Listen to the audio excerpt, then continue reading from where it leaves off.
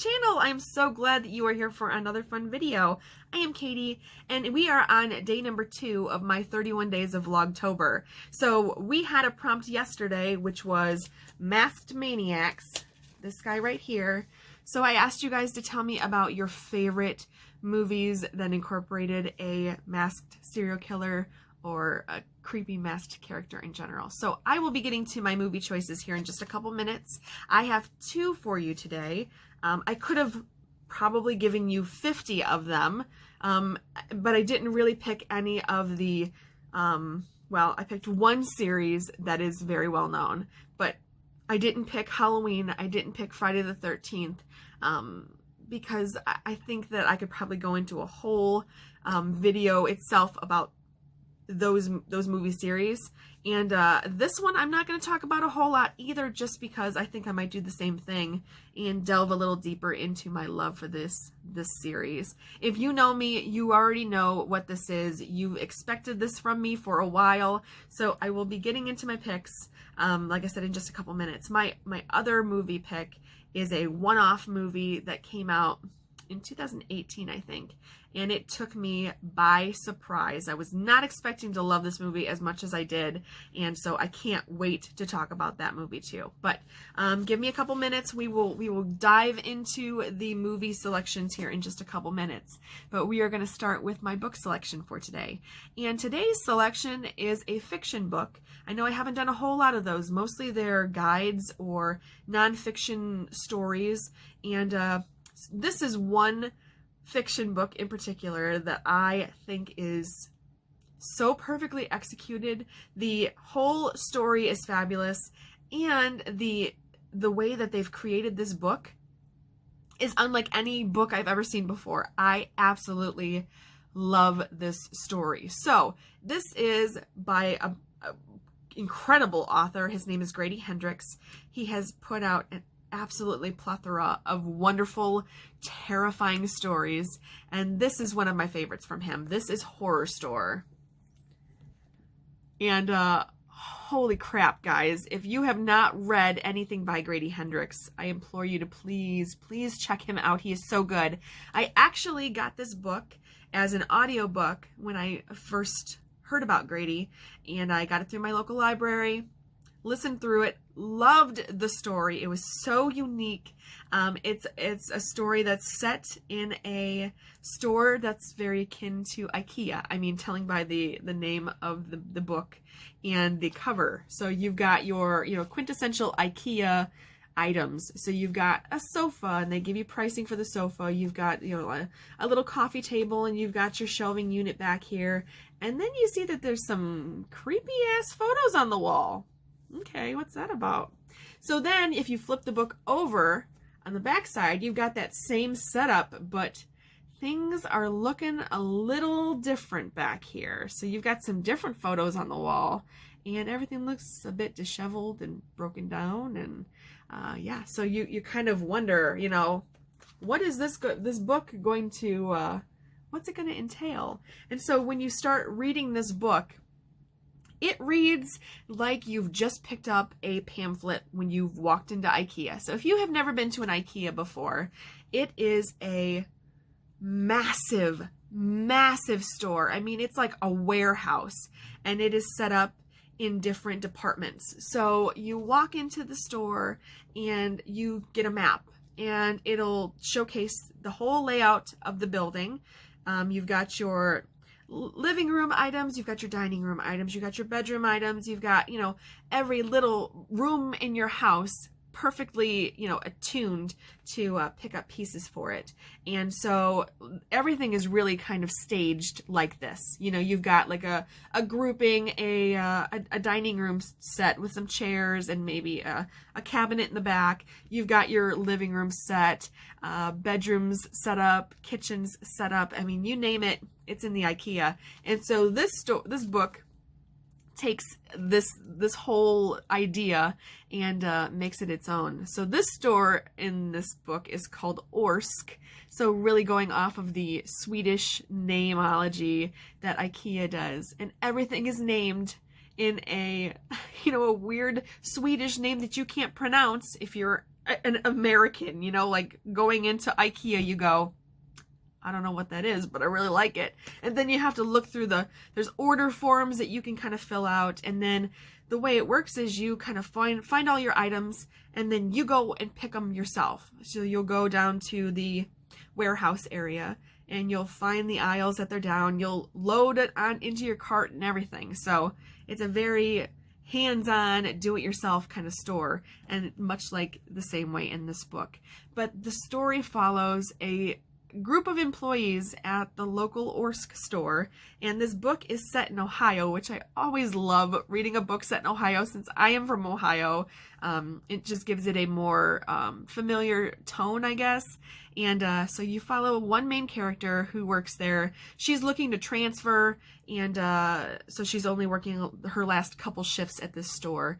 And spooky things are happening in the store, and all the employees have experienced it, and nobody can quite figure out what's going on. So the story itself is so intriguing and it's page turning. You can't stop reading the story. But the way this book is set up is so clever. Oh my God. So yeah, you get a great cover front and back with this book. It's set up nice and wide like it's a catalog. So like you were going into the Orsk store, and they've got it set up so you can see the pieces that are available to purchase. So you open the book up, and now you've got your little cover flap, of course, but then you've got your store model. So this is giving you how to visit the Orsk showroom. So these are the different areas. You've got your bathroom, bedding, and then they've got the little departments kind of set up alongside over here.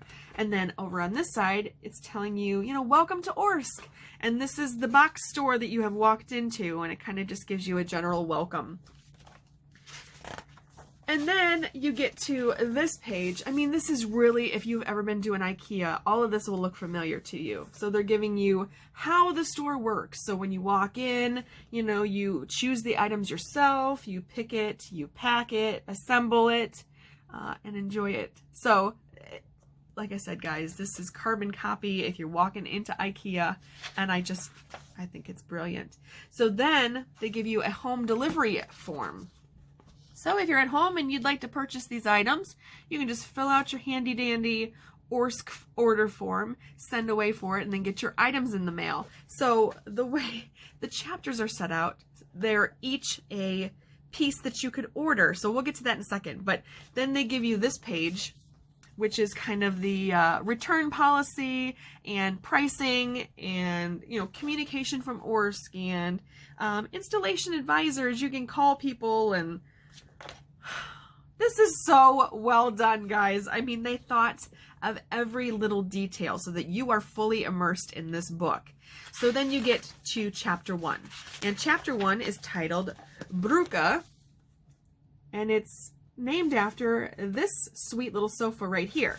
So then it gives you a blurb about the sofa that you can purchase. So this is a sofa that's everything you ever dreamed a sofa could be, with memory foam cushions and a high back that delivers the support your neck deserves. The Bruka is the relaxing beginning to the end of your day.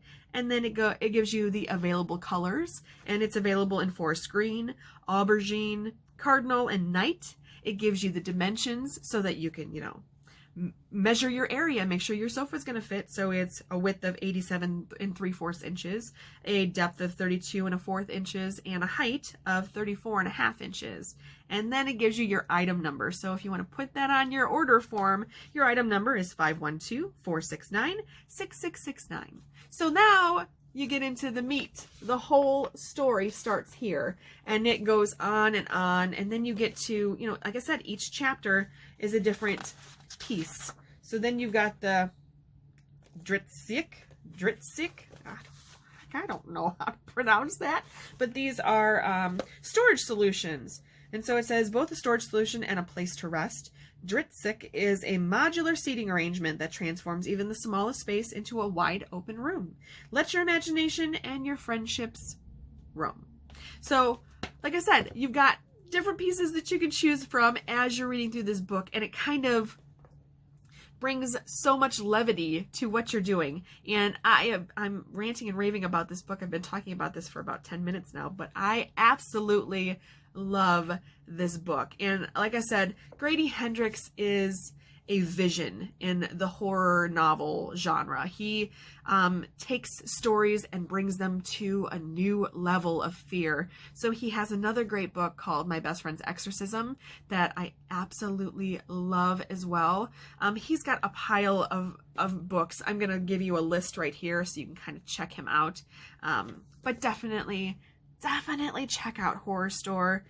I don't have enough good things to say about him. I say this all the time, but seriously, this book kicks so much ass. So definitely check this out if you're out and about and you find it, or if you're on Amazon, I'll give you a link in the description box below so you can check it out. It is incredible. So let's move on to my movies. And I'm going to go with my not so known pick first. You guys are going to have to wait for my other one. And this is a movie that came out in 2018, I think. Yes, 2018. And the topic of this movie was so what I've been looking for. So this is the movie Hellfest. And now when this movie came out, we also got almost simultaneously, there was another movie called Bloodfest. And so both of them are available. Bloodfest was okay, but this one is more of your typical slasher, because in Bloodfest you have like one, like the owner of this company is kind of the guy behind everything bad going on.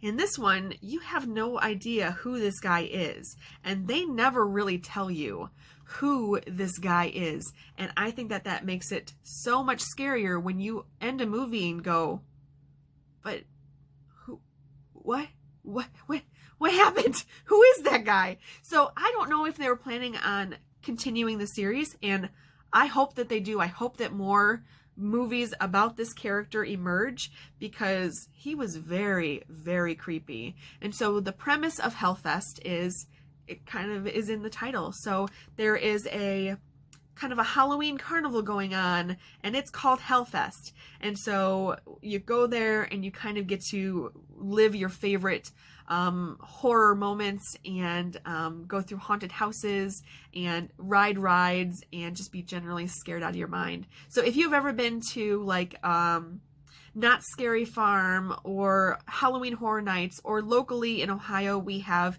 Halloweekends at our local amazing amusement park, Cedar Point. So if you've been to any of those things before, you kind of get a general feel of what this movie is about. But this movie ratchets up the horror by about 100. And so, you know, you've got this group of characters, like you always do in these types of movies, a group of friends that are meeting up and going to Hellfest together. And so they go to this Hellfest, and they're all kind of underwhelmed at the beginning. And you have your main female lead in this, and so you're following her through. You kind of realize that she's going to be the main protagonist throughout.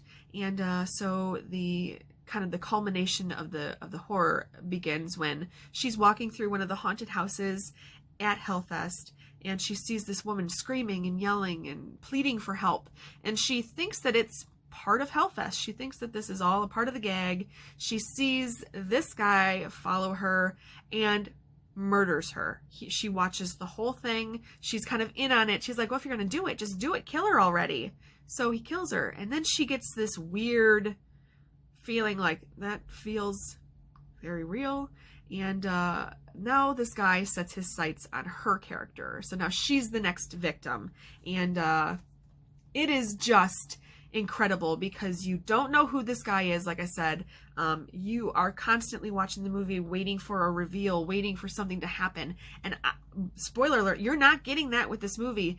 And I really, really loved that, because typically with a movie like this, you find that it's a guy who's, you know, maybe their mother or their wife got killed on a roller coaster, so now they're like, you know, come back to seek revenge. You have no idea why this guy is at Hellfest, why he is murdering people. You just know he's a maniac, and it is so good. Like I said, Hellfest and Bloodfest both came out in 2018, but my top pick between those two is most definitely Hellfest. Oh my God. I really want this to become a series, or even a TV series. I don't care. I don't know how it would work, but I loved this premise. I love things that kind of take a spooky premise and then build and build and build on them. And Hellfest was just extraordinary. So if you have the option to watch Hellfest, it is not streaming anywhere that I can find, but I got the DVD I think on Amazon. Currently it's like $5 on Amazon because this is not a very popular movie. I honestly don't know why, because I just thought, like I said, it was so good, such a unique story, and I'm still not quite sure how Bloodfest and Hellfest decided to come out almost simultaneously, and they just basically ripped off the same idea, because how often do you hear stories about, you know, murder happening at a horror, you know, festival or a horror carnival or a horror event? But man, guys, I can't even... Tony Todd is in this, okay? So if you need a reason alone to go see this, the original incredible Candyman makes a cameo in this, and he is so creepy and so fabulous. He's kind of like the carnival barker, the, you know, the performer extraordinaire, you know, that kind of welcomes you to Hellfest, and he's perfect. One of my other standout favorite characters in this, I can't remember her name, but she was in the Scream TV series, and she is snarky, and she's absolutely fabulous in this. So one of my 2 movie picks for today is Hellfest. Please, please go check this movie out. I think you'll really enjoy it, especially if you're like me and you love anything and everything spooky. This will tug on all of those spooky heartstrings you have, and I think you'll really, really enjoy it. So I think I'm actually going to rewatch this one as soon as possible, because I absolutely loved it. I obviously bought the Blu-ray because I liked it so much. So definitely check out Hellfest. So my second pick for today, and this is a series, and like I said, if you are familiar with me, you have probably heard me talk about this series in one capacity or another, and it's one of my favorite things I've ever seen, especially the first couple, and they just keep making them. I'm so excited about this. We just got greenlit for a 5th movie, and I'm thrilled. But if you haven't figured it out already, I am talking about Scream. We're here, guys. We're here. I love this movie. Oh, I love this whole series so much. And I know that's like hard to say for some people because they really enjoyed the first movie and kind of fell off the wagon, or they liked the first couple but thought it kind of got a bit hokey. Genuinely, guys, I love every single one of these movies. 1, 2, 3, and 4. I have enjoyed all of them. So this is the box set with the first 3 DVDs in it. So you got Scream, Scream 2, and Scream 3, and a little bonus disc that kind of gives you some behind-the-scenes stuff.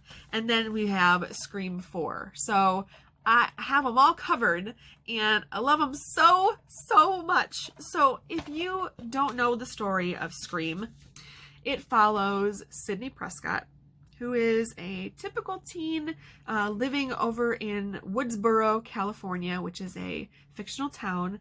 And so you find out that she has been through some immense trauma over the last year. Her mother was found murdered, and Sidney pins the crime on somebody that she saw walking away from her house that night. And so she's kind of riddled with a little bit of guilt because she's not 100% sure, but she's confident because she saw this person walking away from her home. She's also, you know, dealing with the absolute trauma of her mother's death, and trying to piece together all of those immensely awful, you know, emotions that go along with that. And so you are also introduced to Sydney's immediate group of friends. She's got her boyfriend, Billy Loomis, Billy's best friend, Stu Macher. Her best friend is Tatum, and then Tatum's brother is Dewey. So oh, and Randy. And then there's Randy, who's kind of like the odd man out. You know, there's always one friend in a group that, you know, isn't in a couple, you know, because Stu and Tatum are together, and Sydney and Billy are together, and so Randy's kind of the fifth wheel, but he's the comedy relief, and, well, aside from Stu, because Stu's hilarious too, but he brings so much to his character. And then, like I said, Dewey is kind of a local town deputy. He's just working his way up in the ranks of working at the police station, and so we have, right out of the gate, first thing Scream introduces you to is Drew Barrymore's character. And when this series premiered, they were hyping up Drew Barrymore in this film because she was like the biggest name attached to the project. And so she was on all the posters, and everyone was like, you gotta come and see this movie because it's Drew Barrymore's, you know, real first foray into horror since Firestarter. You're gonna absolutely love it. And then, spoiler alert, if you already don't know, they kill her off in the first 10 minutes of the movie. So this movie was not playing around, okay? This movie was like, okay, you've come to see Drew Barrymore, well, you're going to stick around and see something else. And so, like I said, she was top bill on this movie. Drew Barrymore is, you know, the main character here. There she is there. And, yeah. And she's even in the top credits. But like I said, she is not even in the movie for 10 minutes. And, but those 10 minutes are some of my favorite in horror history. Scream was renowned for being self-aware and bringing people back to the slasher genre. Because I think over time, people had become tired of the constant, you know, barrage of Halloween movies, and then we get 2, 3, 4, 5, and on, and then your Nightmare on Elm Street films and your Friday the 13th films, and they tried to put, you know, one-off different ones in there, but it was just so oversaturated. You've got, you know, Candyman, and you've got Hellraiser, and people were just tired of it, you know, the same old tropes, and they were looking for something else. And then Scream came along, and it changed the game forever, because like I said, it was self-aware. They give you the rules of the horror movie, you know. One of my favorite scenes in the movie is when they are at a house party in the final chapter of the film, and Randy's character, who is played by the incredible Jamie Kennedy, and so Jamie is standing in front of, they're watching the movie Halloween, the original 1979 or 78, I think it's 78, the original Halloween. And he's standing up in front of the TV in front of Jamie Lee Curtis's character, and he's talking about how Jamie is the Scream Queen, and there are rules to, you know, abide by if you're going to survive a horror movie. So it's so, like I said, it's so self-aware in that it's giving you what you got to look for to see who's going to make it out of this movie. And there's also a scene later that always makes me laugh when he's drunk and he's sitting on the couch and he's screaming, "Oh, Jamie, don't go in there. Oh, don't do this." And, you know, Ghostface is coming up behind him to kill him. And it was just so well done. There are so many pieces in this movie. I could seriously talk about Scream for 6 hours, and I am going to try and keep this short. I know I've said that I want to keep them under like 50 minutes, so I may just have to do one video strictly, holy crap, I love Scream so much, which is probably what I should do. But like I said, the first movie is so iconic in so many ways, directed, of course, by the incredible Wes Craven. Oh, hurts my heart. You know, we really miss Wes. He was so important to the horror genre. He brought us A Nightmare on Elm Street. He brought us The Last House on the Left. He brought us The People Under the Stairs. Oh, he's got such a repertoire of films that they stay with you, and they're horror staples. So Mr. Wes Craven is much loved, much missed. And so I think that that's the reason why Scream 5 was so hesitant to take place, because especially with Neve Campbell, who is the incredible Sydney in this movie, she was very hesitant to come back because Wes isn't there.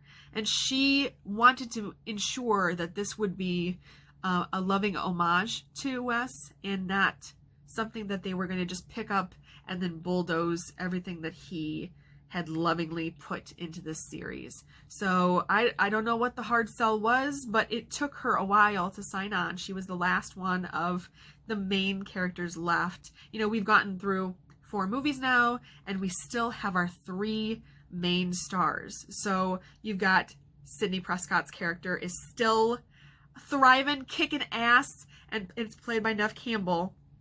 I love Neve Campbell. I love her so much. And then you've got Dewey Riley, like I said, the town sheriff, who is now kind of the chief going forward, played by David Arquette. And he is so funny and goofy and endearing in this role because you know how much he loves Sydney.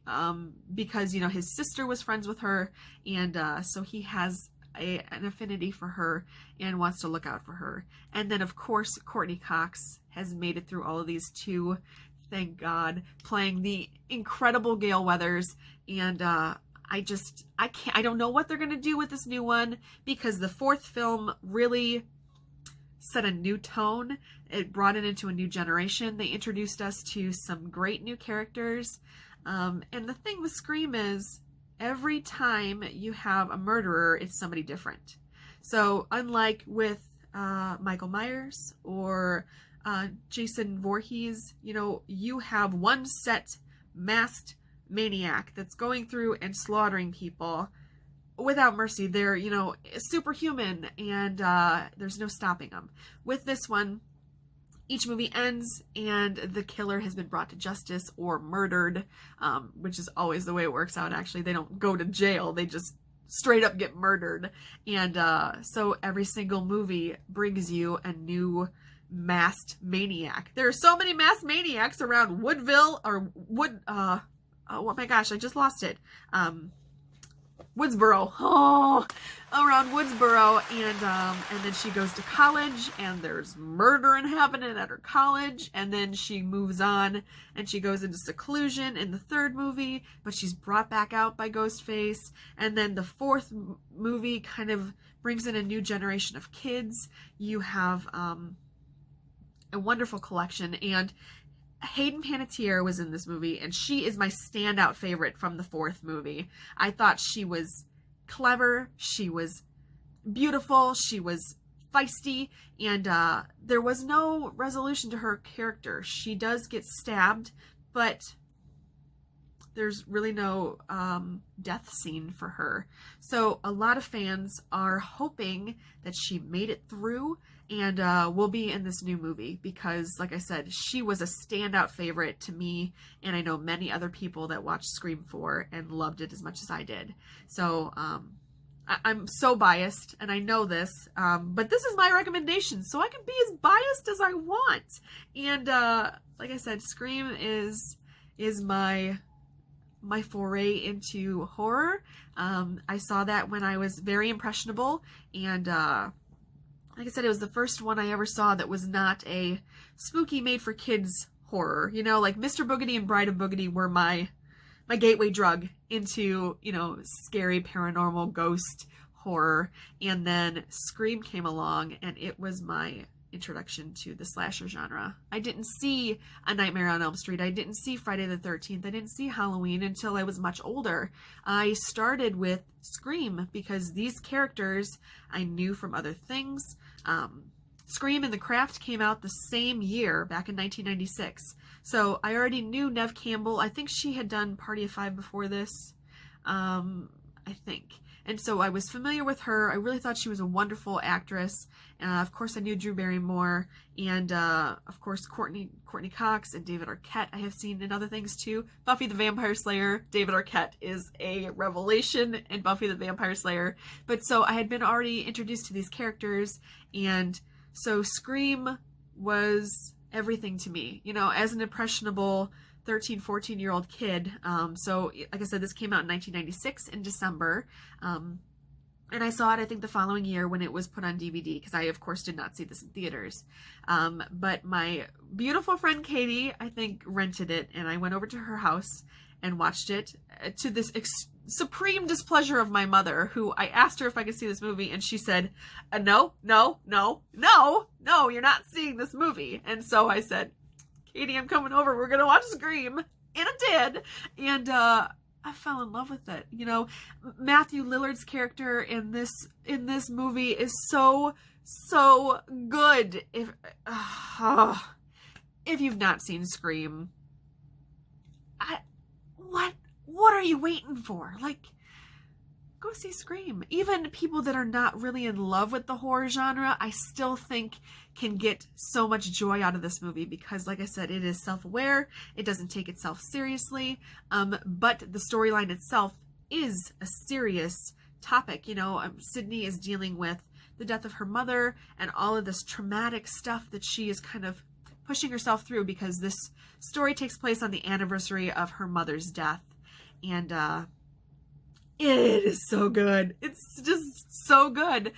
Back in high school, well, I guess it was middle school. I was in 7th and 8th grade, and I loved this movie and its sequel, Scream 2, so much. I actually got in so much trouble because when Scream 2 came out, I think it was released on my best friend Katie's birthday. And so she goes, hey, you want to go see Scream for my birthday? Because every year on our birthdays, we would go see a movie. That was kind of our thing when you live in a small town. You either go to the mall or you go to the movies or you do both. You don't really have a whole lot of options. So I was like, yeah, definitely. Let's go see Scream 2. And then I stupidly asked my mother if I could go see Scream 2. And again, she goes, no way, you're not going to see this. So the first thing I've ever done, and maybe the only thing I ever did to defy my mother in my life, was tell Katie, oh yeah, she said it's fine. Let's just go see the movie. And we did. And I have been haunted by that decision my whole life because of that.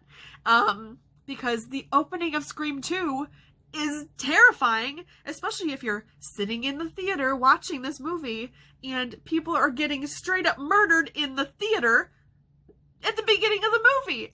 And I sat in the theater and I went, this was a bad choice. This was such a bad idea.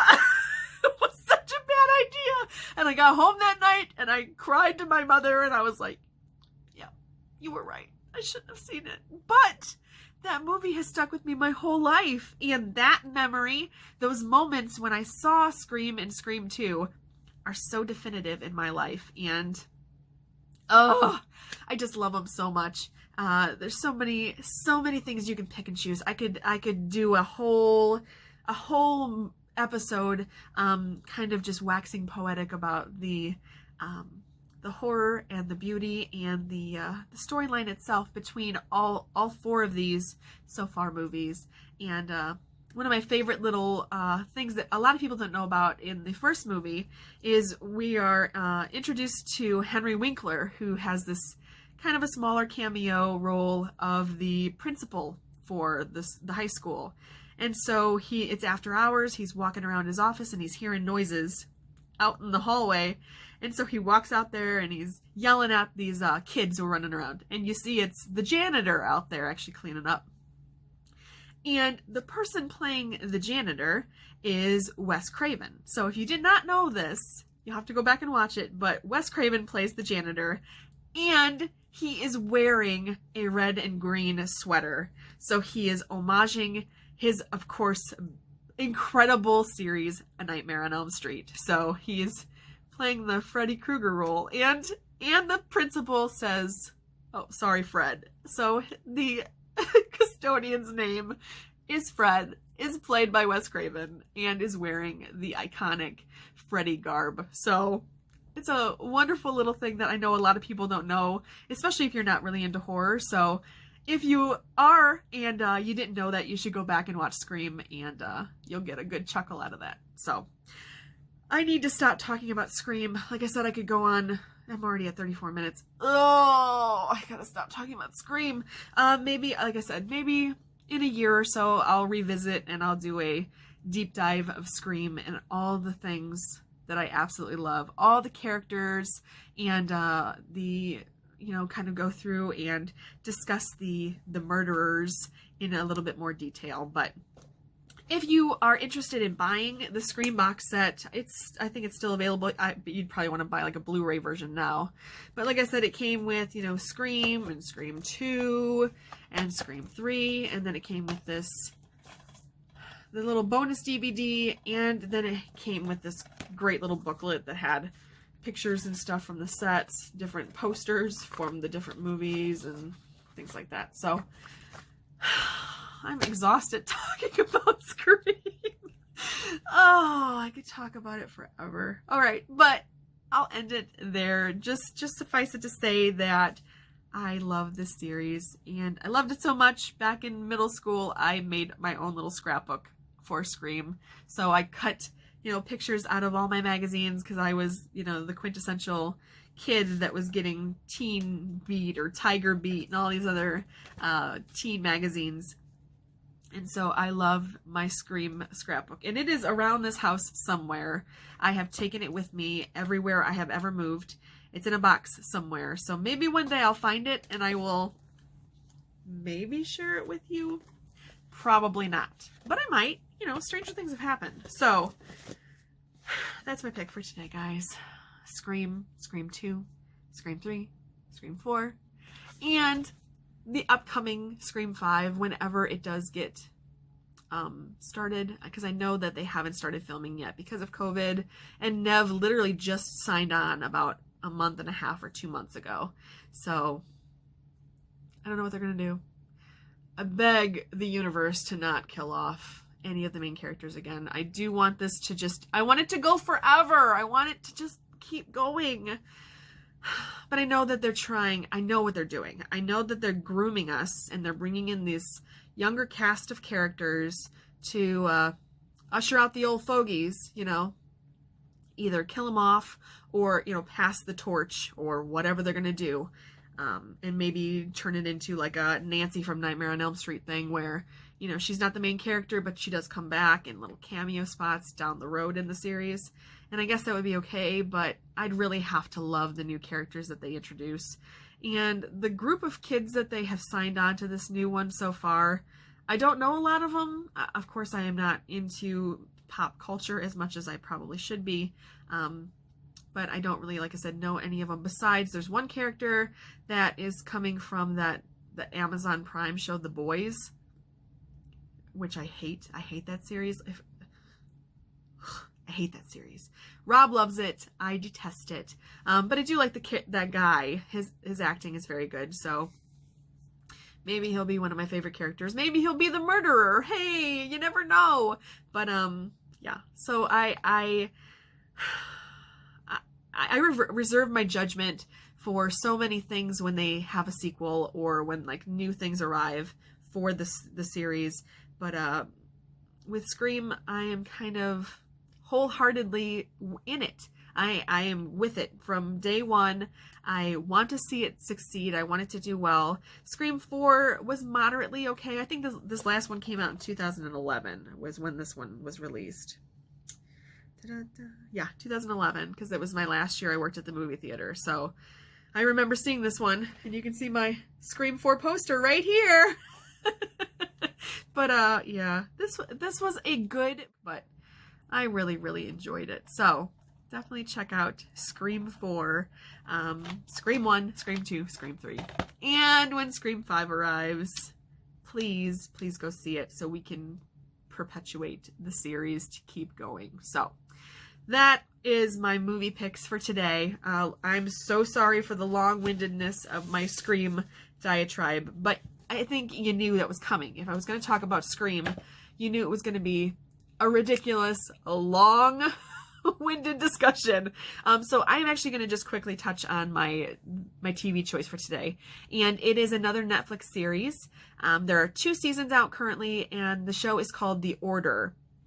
Now, this is about a guy who is coming to university. His mother's passed away, and so he's coming over to this university. I think that she went there. I can't remember. I've only seen the series once all the way through. But I really enjoyed it. Rob and I both watched it, and we we loved it, first season and second season. But it kind of follows this character who is actually looking to get some revenge because of the things that this, it's called the Hermetic Order of the Blue Rose, and his family was involved with this, and it's a very secretive society. Like you really can't walk around campus and ask about it. Nobody's going to talk to you, and you have to be asked to join the society. And it's kind of like a group of witches, you know, characters like that, where they have these unnatural powers, and it's a really good paranormally supernatural series. It was a different take on, you know, like sorority, fraternity types of TV shows, and really like the characters, really like where they went with it, because they incorporate werewolves into this show, and not in your typical way. So the werewolves in this series are kind of like guardians or protectors to another order that kind of keeps the Hermetic Order of the Blue Rose in check. And so you've got this dynamic between, it's almost like a witches and werewolves story, and it's intriguing. It's a really great quick watch. I think there's only 10 episodes per season, because you know how Netflix does, they only give you a couple per season, just like with, you know, Stranger Things and any of those fabulous shows that you get sucked into, Haunting of Hill House, things like that. So I definitely recommend you check out The Order. Like I said, it's on Netflix, easy to find, and it's very, very entertaining. I think you'll have a really good time watching that. So, like I said, I don't want to talk anymore about it because I've taken up all my time with my Scream diatribe. So, but definitely check out The Order. Check out Scream. Check out Horrorstör. Check out Hellfest. It's a great day for discussing stuff, because all of these things are some of my favorites. Well, they're all my favorites, but like, I don't know, I just really am able to kind of gush a little bit, especially about Scream. So I've been looking forward to this day for a long time, and hope you guys enjoyed my goofy ass discussion. I don't even know if my topic about Scream makes sense. I'm going to rewatch this and go, oh, Katie. Because I probably just jumped all over the place discussing it. But, you know, when you love something so much, you just kind of can't stop talking about it. So here I go, keep talking about it. So I'm going to end this, but let's go ahead and get to tomorrow's topic of discussion. And our pick for tomorrow is seaside scares. So I want to hear about your favorite scary movies that take place either at sea, by the sea, around the sea, you name it. So it could be a lake, it could be the ocean, however you want to do it. I want to hear about a spooky tale about water demons or ghost ships or haunted lighthouses. Okay, so that's where we're at. That's where my head is with seaside scares. So I will see you guys here tomorrow. Same time, same channel. I love you guys so much. Appreciate you being here. Stay healthy. Wear those masks. Social distance. All that jazz. And subscribe if you haven't. I haven't really discussed this very much on the channel. It kind of feels contrived. But please subscribe if you're not, because it does help me so much. First of all, with, you know, getting me up there to maybe one day get monetized. That's the ultimate goal, but it would be really nice to be able to do that. And liking the episodes will be good, because then it kind of puts them further into rotation due to all the analytics involved with the YouTube channel stuff. So like the video, share it to your friends if you think they would enjoy it, watching my idiocy. And subscribe, because that would mean the world to me. So I will talk to you guys in my next video. I love you guys. Bye.